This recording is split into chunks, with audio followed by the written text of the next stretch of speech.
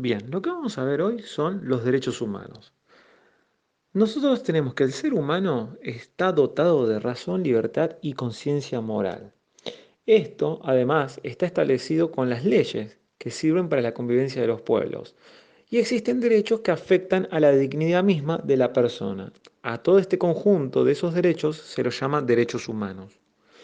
Cada persona, por medio de la razón, puede llegar al conocimiento del derecho natural y mediante la voluntad puede actuar de acuerdo con los principios de dicho derecho. Son muchos los medios por los cuales las formas, esos derechos humanos no se respetaron a lo largo de la historia. Y como mencioné, hay una larga sucesión de luchas para que esos derechos también pudieran ser legislados y protegidos desde los poderes políticos. Los derechos humanos no son simplemente una respuesta a las disputas de los diferentes grupos o dentro de las sociedades que existen, sino que tiene una base filosófica que es más profunda y que por eso se consideran derechos fundamentales para la persona humana. ¿Se entiende?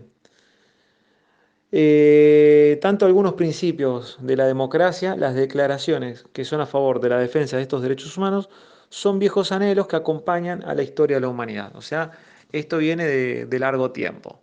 O sea, cuando ocurre una injusticia, va a saltar alguien que va a pelear por los derechos para terminar con esa injusticia.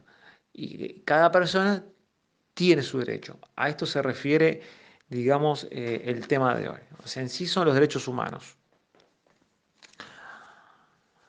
Las primeras declaraciones que hubo, o sea, hay como una cronología, o sea, hay como varios momentos donde se declaran los derechos de la persona.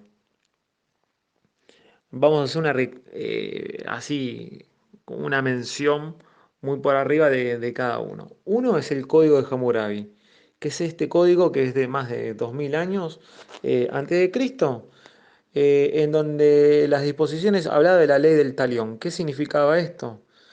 Que el culpable de una agresión iba a recibir un castigo idéntico. Es el famoso ojo por ojo, diente por diente.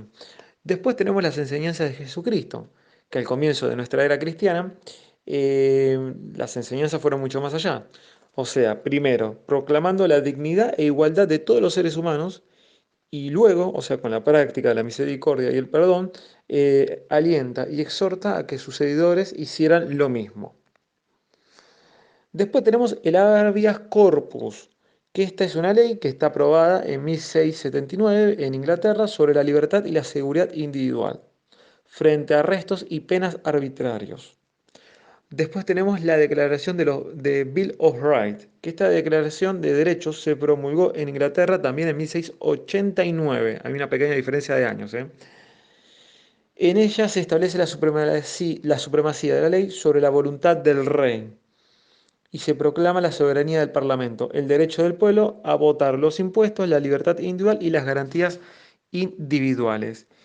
Y por último, la Declaración de Derechos en el Estado de Virginia, que es durante la Revolución de los Estados Unidos de América, en 1776, en Virginia, se produjo esta Declaración de Derechos, donde se consideran antecedentes la Declaración de los Derechos del Hombre y del Ciudadano. Bueno, entonces el tema de hoy fueron los derechos humanos.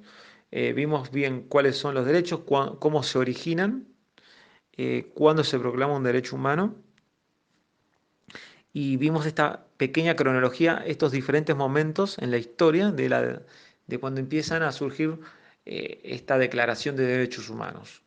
Así que bueno, vuelven a escuchar, toman apuntes y después los entregan.